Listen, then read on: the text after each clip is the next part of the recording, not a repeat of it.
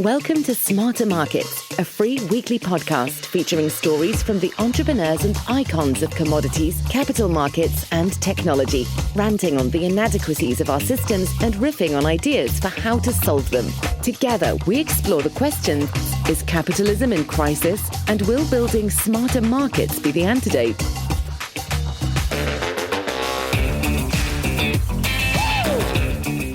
Welcome to the second season of Smarter Markets, a weekly podcast that explores how financial and technology markets can be redesigned and improved to better serve market participants and society as a whole.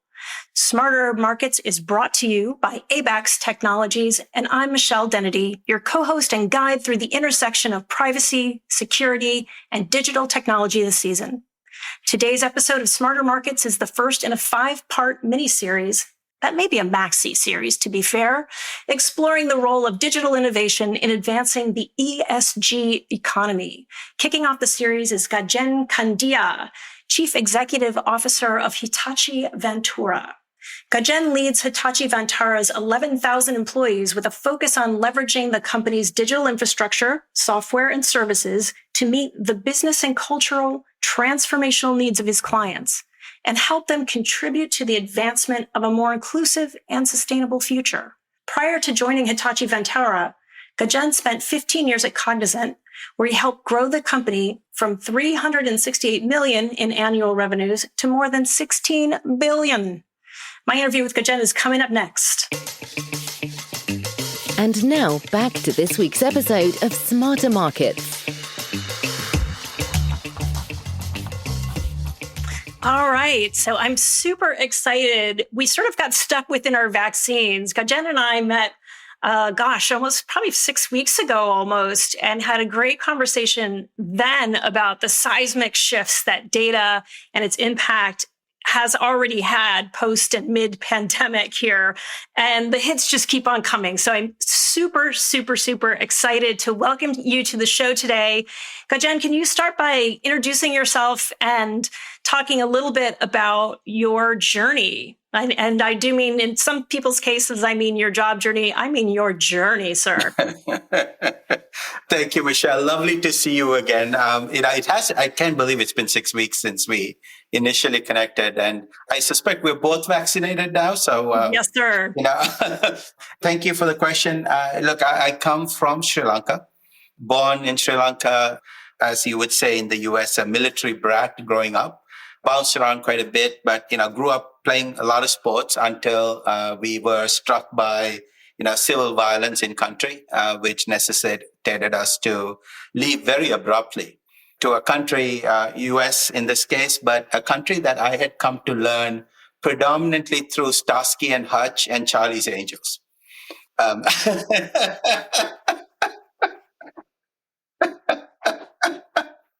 And I ended up in a place here in Boston, in Massachusetts, called Somerville, which was about as far as you could get from either one of those. It was a shock in many ways, but it was also in its own way foundational in sort of who I became over time. And I went straight to work. We as a family, we had nothing, no income, nothing. And so we had to rebuild ourselves from scratch.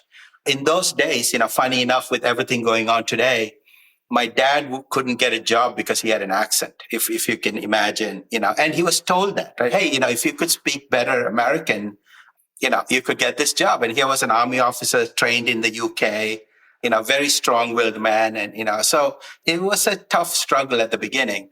I did get some great opportunities. My mom was a Montessori teacher. She opened some doors for me.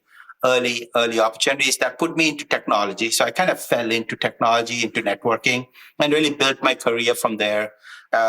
Found consulting along the way as an area where I felt like my skills fit with what clients were looking for. And then from there on, just sort of consulting at Cambridge Technology Partners, a company in Boston that grew very quickly. From there to a startup in the internet days.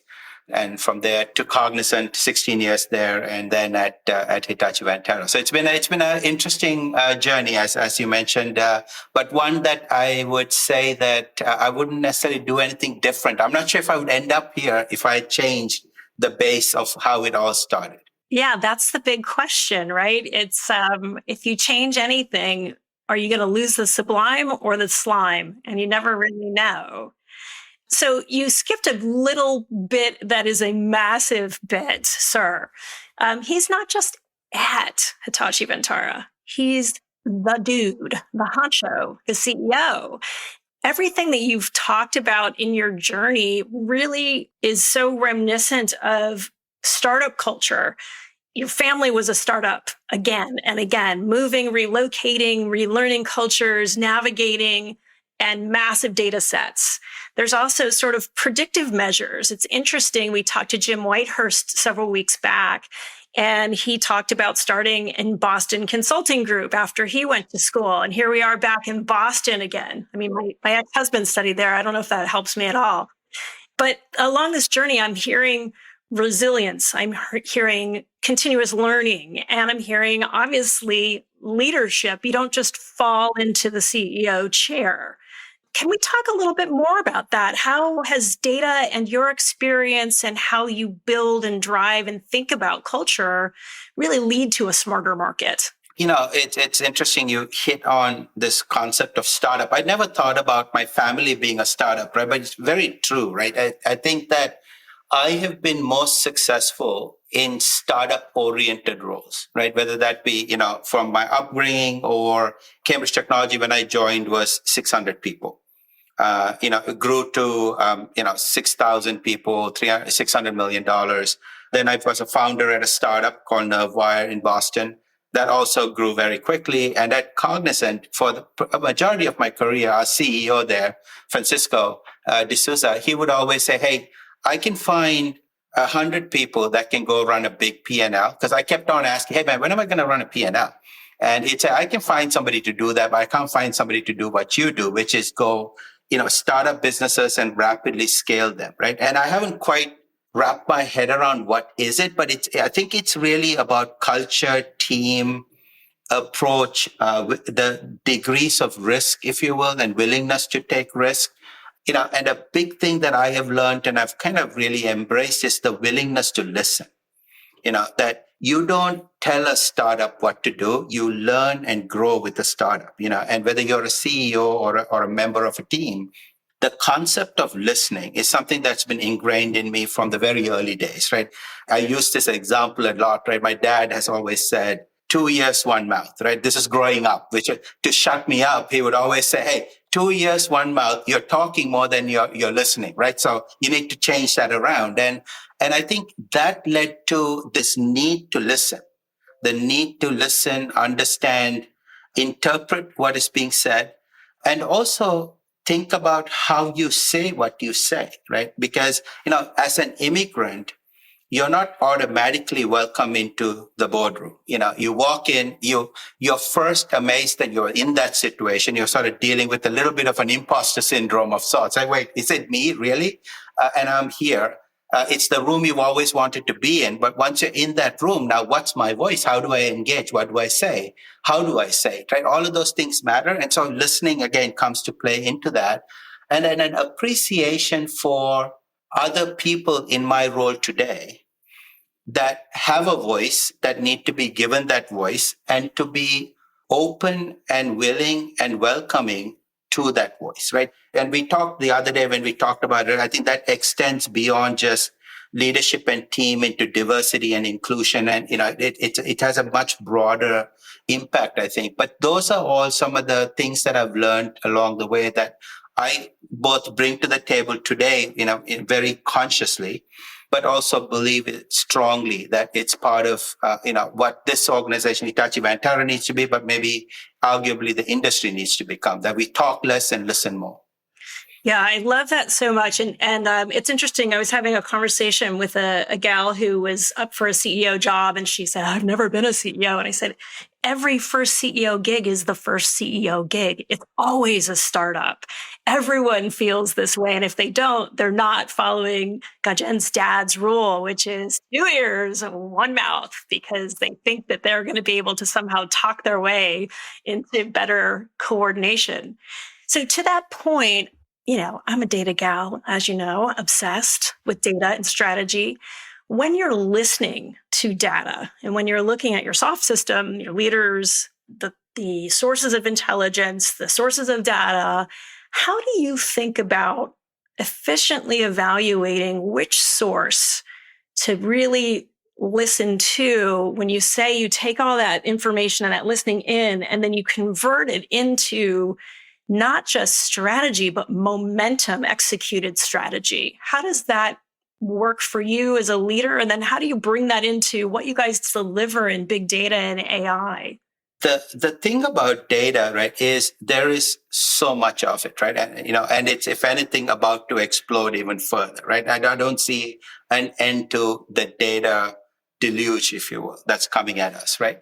However, I think, along the way, what I've learned is sort of understanding what you're trying to achieve, the outcome you want to derive, and then clearly delineating how you interrogate the data to assess its practicality or impact to the outcome are sort of the two things, right? And the instinctive skill, if you will, that I feel like I bring to the table. I'm by no means the expert at anything, right? I'm very clear about that.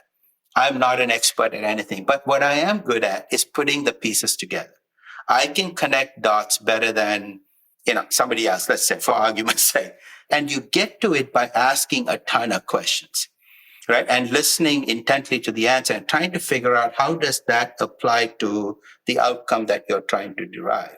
And I think that, there is the simple side of it. When you're running a business, there's all the KPIs that you're looking to navigate and execute against. So it could be revenue, margin, employee sat, client sat, et cetera. That's the easy stuff, right? But the things that are harder to really assess is, even with employee sat, I'll use that as an example. You may have fantastic employee satisfaction scores, but you may have a regrettable attrition number that's off the charts, right?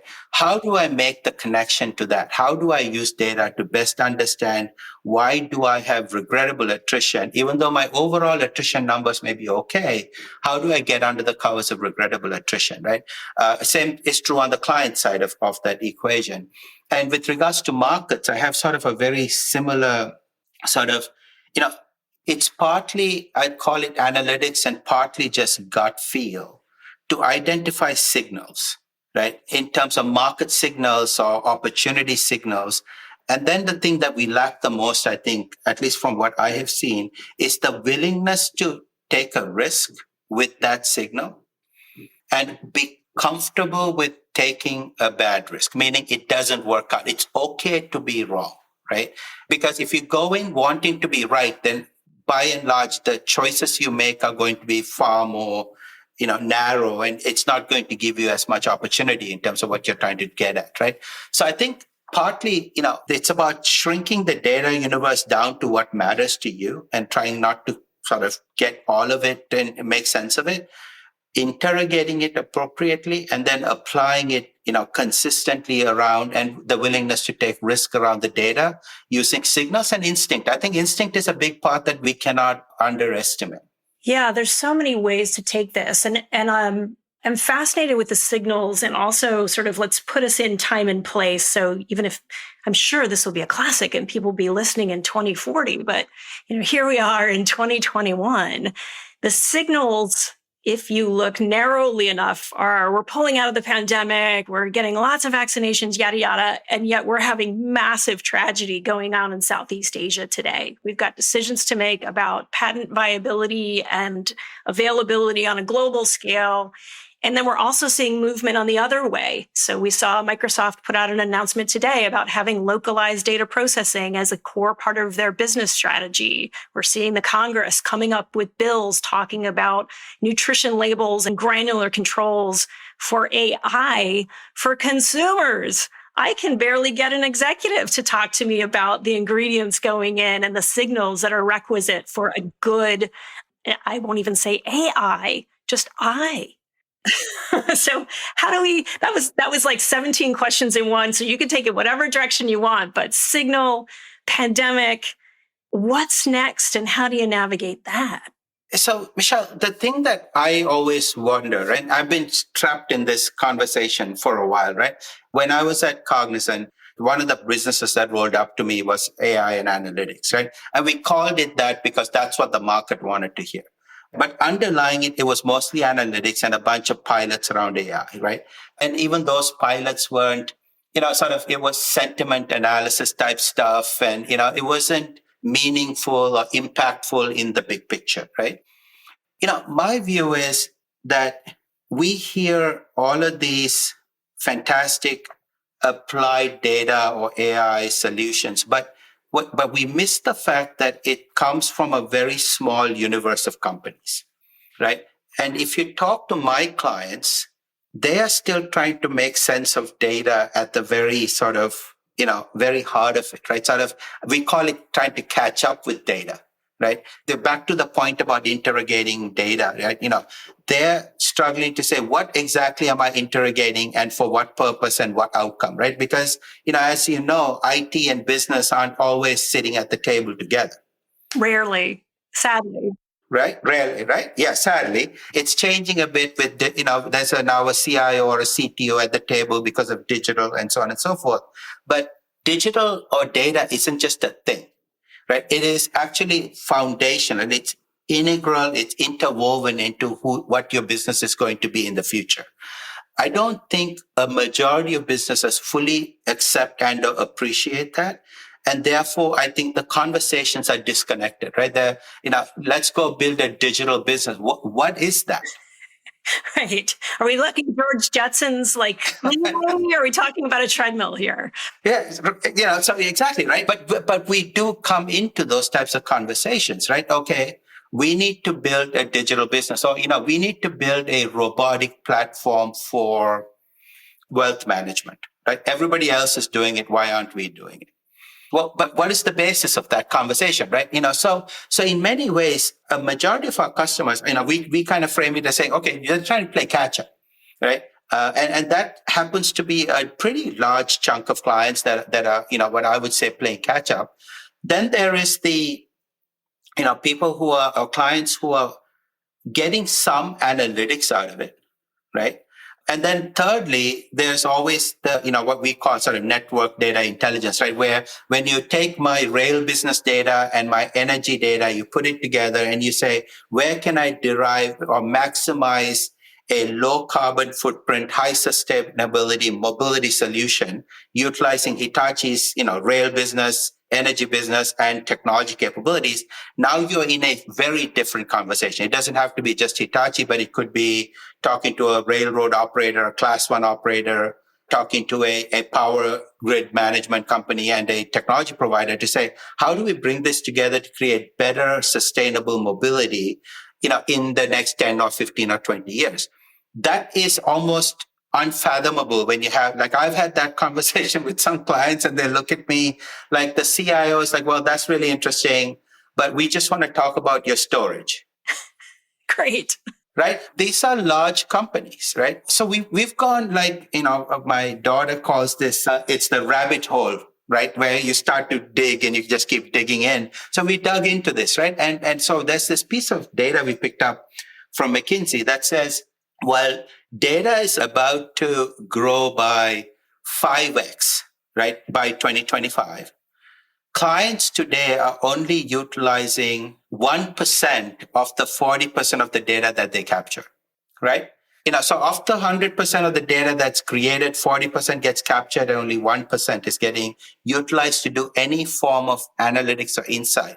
And imagine if you cut out, the biggies, Google, Facebook, take those guys out, that universe just goes down. I'm sure that number is in the, in the low 0.0 something percentage, right? So I feel like it's incumbent upon us, you included, right, to kind of educate clients about what can you do, right? Why is data so important?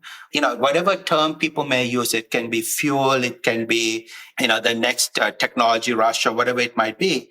At the end of the day, we need to be able to help clients understand what is the core value that data can create. How do you create a team of people that understand business data, analytics, insights, right? And pull it together, right? Because getting to artificial, to your point about AI and I, right? Getting to I is already a massive leap, right? And so I struggle with the whole, hey, build me something with AI. Great. But I'd rather do something around predictive maintenance and move from, and help you have a better, ride at Disney with better experience than having to go down this path of building something around AI. Hopefully that makes some sense in terms of how I've described it. Yeah. So I want to go back to something that I struggle with a good bit, which is who in the company is the best customer persona to do this wicked problem solving, strategic addressing of what are the KPIs before we get to storage?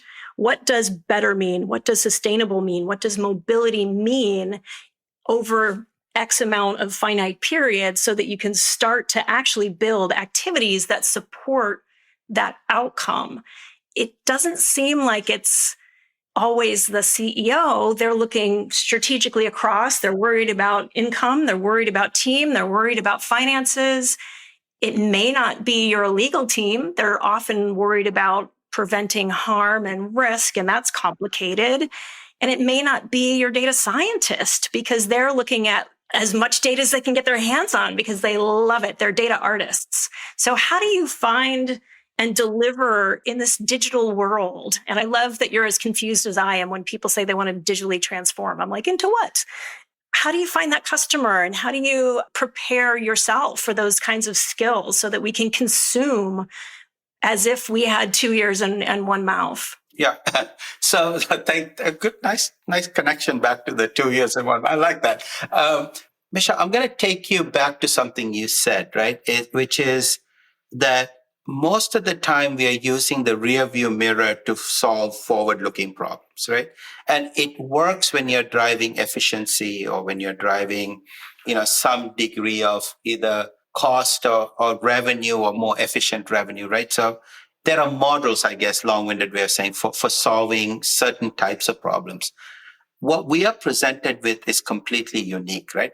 Digital is new and unique in its own right. Data and how to use data is new. And the opportunities that are emerging are both within industries, but arguably blurring industries and entirely new segments, new industries that are popping up. So it's very difficult to look at historical data to try to define what that future is, right? And this is something you said, which really clicked with me.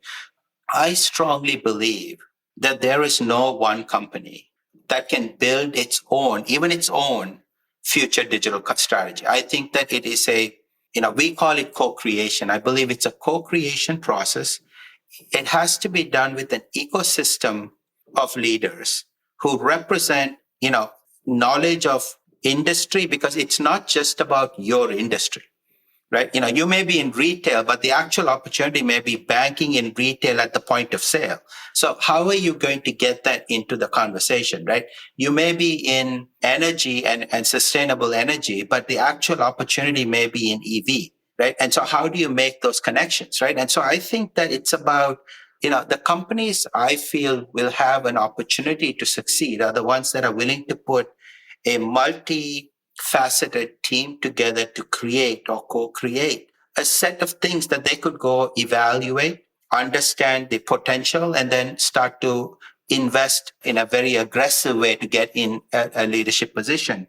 If you think about some of the startups that have come and taken over, in terms of the early days of digital, if you will, they're coming out, we used to joke that it's like you go through Craigslist and you find a list area, like you find a component of Craigslist and say, I'm going to start a company to do that, right? It could be pet care. It could be food delivery. It could be, right? Because it's all in Craigslist. And so, we said Craigslist was one of the best startup ideas because you just go in and pick off what you want to pick off, right? But I think what I hear, unfortunately, consistently is about a focus on industry, my industry, i.e. clients looking at it through their industry, and business and technology still being somewhat disconnected from each other.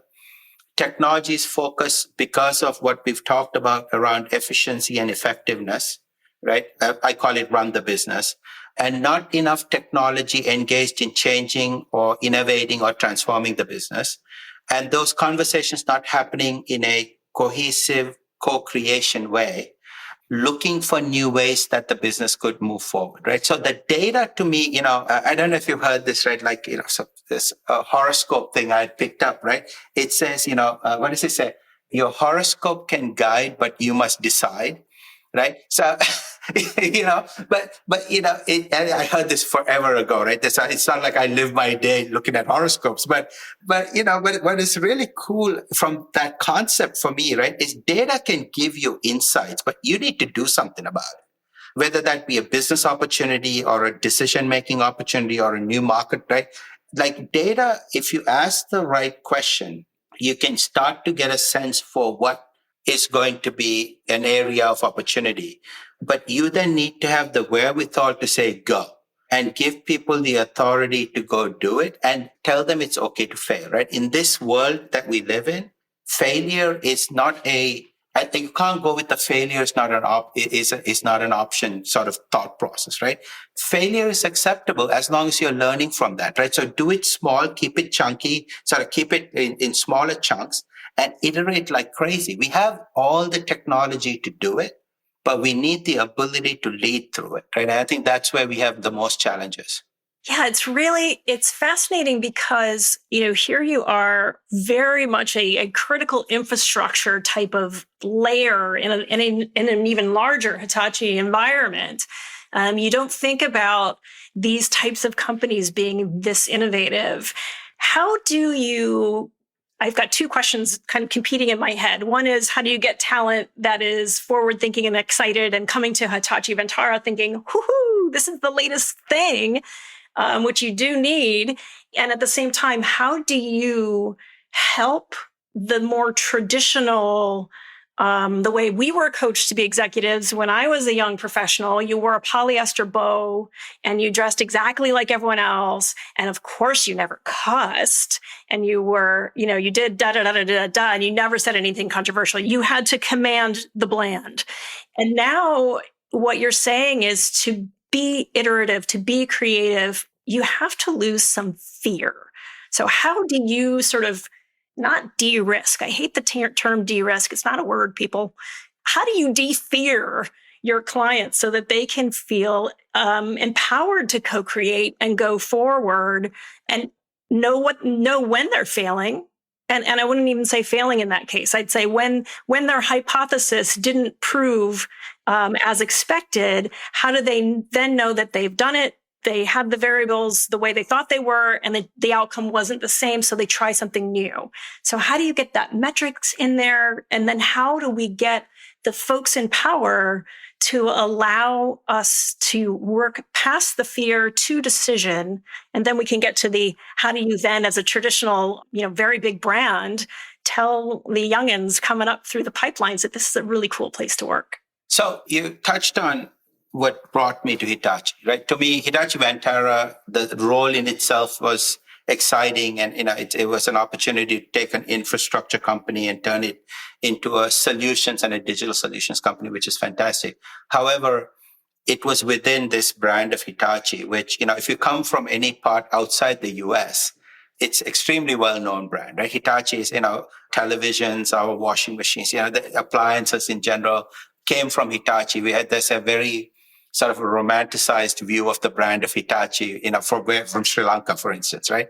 But what I loved about the company right from the outset was that this is a mission-driven company.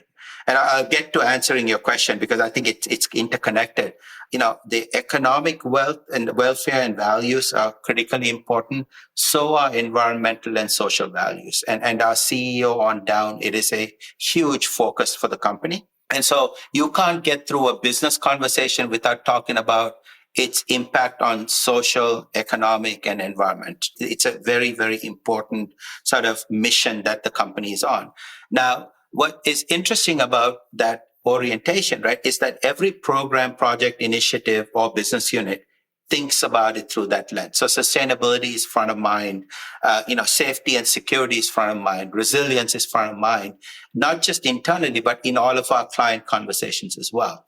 And as a company, again, another thing I love about this, and I think it's important for industrial companies by and large, is while we continue to invest in areas like, mobility, energy, industry and smart life, we're also divesting from other areas to ensure that our focus is going to be in these areas. And they're areas that are interconnected, right? So mobility and energy, like we talked about, industry and energy, with these smart factories and energy efficiency that we can drive through the different factories, smart life, IT, that's kind of the pivot, if you will. And when we come into the conversations, right, and it could be anybody, but when we do come into these conversations with companies like, Disney Parks or American Heart Association or Rainforest Connection, these conversations are led in the concept of co-creation, right? We are not coming in saying, you take the risk, I'll do the work. Now, I come from a background where we used to say that, right? Hey, I'll give you a good idea, you fund it, you pay me, and I'll build it for you, right? That is not how we engage, right? So when it comes to transformation, if you will, our conversations are about, let's start small. Let's identify areas where we can work together, build trust if we don't have a relationship already. But in that process, let's look at, we have this thing called One Hitachi, but let's look at the universe of Hitachi. Let's look at the universe of your company and the partner ecosystem that we need. And can we think about how we create within that? And can we put money on the table together and then identify opportunities, right? And once you're down that path, the risk of execution isn't as high as when you're in the co-creation phase, right? So that's one way to come at it. Another way to come at it, if you one of the things that I feel really excited and proud of is what we're doing in the UK around sustainability of the bus system, right? So we're deploying the electric buses, 100 electric buses. Now, we are able, and interestingly, as a company, to bring our Hitachi Capital capability in to buy and lease the buses back, our technology capabilities to build the software and the services required to run and manage those buses as efficiently as possible, and then lease the bus out to the operator to be able to go and do that. And we do that with trains as well. And I think that the world in which we operate is pivoting, right? In that we don't need to just sell the bus, we now need to sell a service. We don't need to just sell the engine or the bullet train engine. We now need to sell it as a service. And I think other companies need to think the same way and approach it the same way. And to answer sort of the last part of your question, the brand of Hitachi allows me to have these conversations, or allows us to have these conversations, which you can't if you come from a different brand orientation, right? Because it's large $80 billion industrial brand, has a lot of the components and credentials and credibility.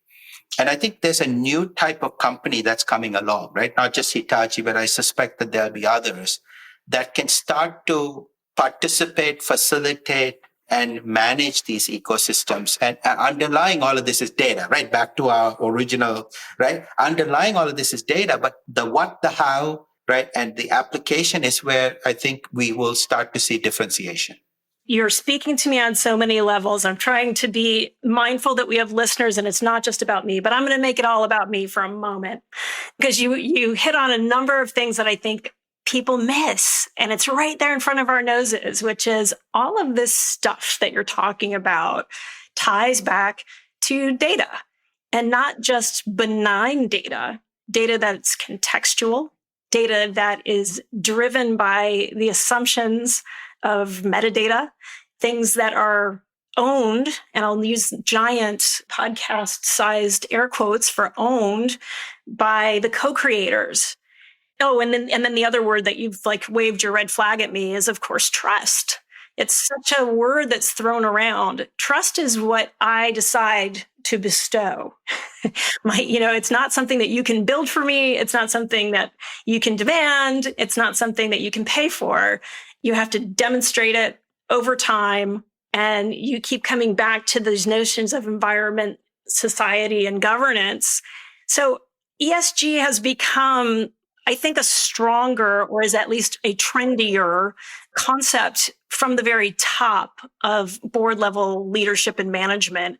And what I'm hearing from you is sort of what I think of as agile ESG. How do you co-create and continue to sort of interrogate the building of trust across the ESG for leadership? But also, as you said, all of these things are underpinned by data. sometimes owned by different entities, and sometimes owned or created by humans.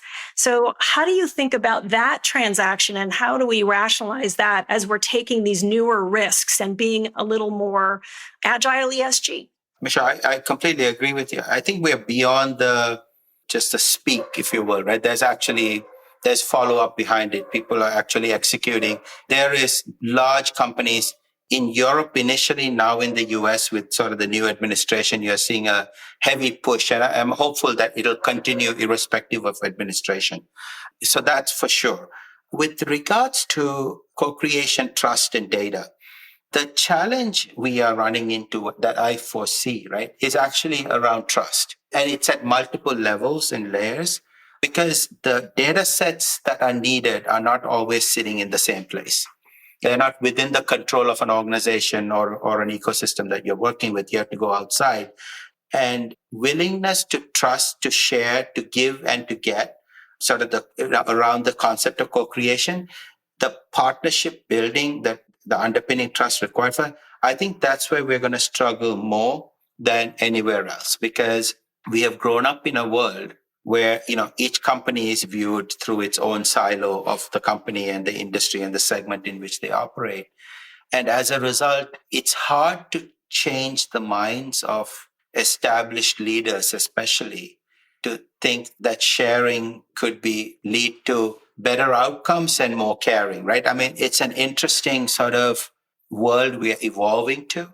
And I expect to see most of our challenges there. Right now, we may have as Hitachi the wherewithal to own more data sets than an average company, right? And so part of what we can bring to the table is, we collect 10,000 data points on a bullet train engine that we can bring. We have cameras. It's probably the most instrumented train in the world, right? So, as we are going through, the countryside of the UK, we're probably picking up more data than you care about, right? But whether you think of it through the lens of farming or, maintenance of the tracks or the power structure that supports it, right? There are so many different ways that data could be utilized, but we may not be able to do anything about it, right? Because our world is narrow in terms of the train. So can we then open up those data sets to work with the power authority and the agriculture authority, right? Can we find ways to utilize it? But that requires open thinking. That requires you to open up. It requires you to engage and have a different conversation. That's what's not happening. Long-winded way of saying, I think that's the opportunity, though. I really feel like, Misha, when it comes to data, we are back in the AOL days of the internet. Yes. Yes. And some people listening don't even know what that means. That's true. Yes. Yes. Very, very true. I showed my daughter the old, the push button, the telephone, the one with the desk phone, right? Yeah. She's like, what is that? Yeah, right? Yeah. So, she's 16. So, I'm sure our audience is much older, but yes, I agree with you. So I think if we can somehow create a movement around this, right? A movement that is looking at the intersection points with data, right? And looking at, the concept of how can you power good while driving a good economy, right? How can you, share and execute and care all at the same time? I think we're in the very, very early days of that journey. And I, for one, and Hitachi for sure, is looking to try to push forward there and bring clients along. We have clients who have shown interest and are willing to engage, but I think it's going to be baby steps right now. Yeah, but I'm thrilled to hear about a company as important as Hitachi and Hitachi Vantara thinking this way, because I think I'll posit one of my sort of pet rocks that I've been polishing is that I think the surveillance economy, where even if you are able to sense all of this data, you can't just put a bow on it and sell it. That's very crass. And that's more like what I call the surveillance economy, where success is whoever can advertise the most. And it's a very quickly depleted trust economy. And there's only so many pairs of shoes even I can buy. That makes me sad to say, but there's only so many. So you can advertise to me all you want. I cannot fit another pair in this closet. So my posit over the last couple of years has been that we're going to have to move from what I call the surveillance economy into what I call the consent economy. And I don't mean pop-ups on your phone saying, agree, like a little lab rat. I really mean like granularly understanding. If you look at the analogy for me is the human body. So at any given moment, you're being co-created. You're putting more cells into your body that are bacteria, that are food, that are medicines, whatever they are. And even the air we breathe in and out doesn't belong to us as a carbon gooey spaceship going around the world. So if you think about data in a similar fashion is, yes, your trains are flying through the countryside and maybe the camera acuity is strong enough to pick out how many honeybees are in the field. And it's a purposefully privacy sort of benign example. How do we get to this consent economy where we're actually looking at our data as the opportunity of saying, here's what I am, here's where I am, here's the provenance of where I've been, and now you can wrap a bow around that and share and exchange and create businesses on top of that type of data. It's sort of like if data had its own Craigslist, what would it advertise? Things that are able to build momentum, things that are able to describe, things that are able to predict, and things that are just weird and cool. The thing I get challenged the most about, it's just sort of in the vein of the question you're asking, right, is we consent to so much and we get very little value from it, right? Which is, I think, kind of where you're going, right? Yes. The value generated from the data that is acquired or surveilled is unknown today. There are some situations in which it is, right? Like, I'm happy to share my address information because I want you to deliver the food to this address, right? So there's reciprocity, if you will, in terms of the sharing and the value received. But I don't think we come at this question the same way at all times, right? Like I always think about Uber Eats or DoorDash, right? These guys, they get so much information from you, but they also deliver something in return for that, right? But I don't get that from other places, like to your point around surveillance data, versus a value-based economy. But it's almost sort of where you're going with this is around consumer value-based economy, right? Because all the businesses are collecting the data. As a business person, but also as a consumer, I get very little value in return for that data, right? And it's like taxes. You pay all this money. I was like, wait, what am I getting in return for it right now, right? So I think to give you a little bit of sense for my instinct, to go back to that, has been around, can I build the underpinning infrastructure, right? So can I build every project we do where there's a client who has a vision that is aligned and co-created, if you will. We call it Project Rain, but this whole Rainforest Connection project where we are able to help the Rainforest Connection identify potential illegal deforestation in advance and respond to it in time. We've converted that into an acoustic model, right? AI acoustic model. If I can do that in the rainforest, I can do that for your car. I can do that for a plane. I can do that. There are so many different places it can be applied, right? So our approach around this, whether it be through AI modeling or edge intelligence capabilities, right? Or manufacturing insights, is to say, I can at least build the infrastructure that takes us down a path while we figure out the appropriate application of that infrastructure towards a solution, right? Now, the solution is where the challenges come, right? Because, how do I'll give you an example, Michelle, right? One of the biggest challenges for a train operator is to make sure that, believe me or not, that the door can close. So having a camera look at a particular spot on a door to make sure that the door is latched saves everybody so much time and creates great degrees of efficiency and gets right. And you can proactively, you can use vibration detection to say, hey, do I know the sounds that tell me that the latch isn't locking properly? Does that lead me to a predictive maintenance solution, right? So those types of things, relatively easier to do, right? You can get at that and solve it. But when you start to use video intelligence surveillance to look at railway station traffic patterns, people coming in, going out, can you use that to affect scheduling, right, of the trains, right? Can you use that to affect the flow towards the different platforms, right? That kind of stuff is starting to play out a little bit now. But again, the big unknown, right, is sort of what other things is that being used for, right? Back to the question about surveillance, right? And so we are sort of in this tightrope or, balancing act between building infrastructure, finding the right implementations, and ensuring that we're doing it in an ethical, moral way. And I think the ethical, moral way is what's going to have to evolve over time. And trust will need to be built around that over time as well. And my hope is that as Hitachi or Hitachi Vantara, we can sort of be a little bit of a beacon along that area to ensure that the type of projects we do, the type of work that we're willing to accept and co-create are representative of that, back to the Hitachi core belief around safety, security, resilience, and the environment. We hope you enjoyed this week's episode of Smarter Markets with Gajen Kandiah, CEO of Hitachi Vantara. I hope you have some great ideas based on this wide-ranging and powerful conversation. My guest next Saturday morning is Greg Lavender, SVP and Chief Technology Officer of Vmware, and you're going to love him. Greg leads Vmware's global technology research and innovation programs with the primary goal of positively impacting and shaping the future of the organization, its ecosystem, customers, and society at large.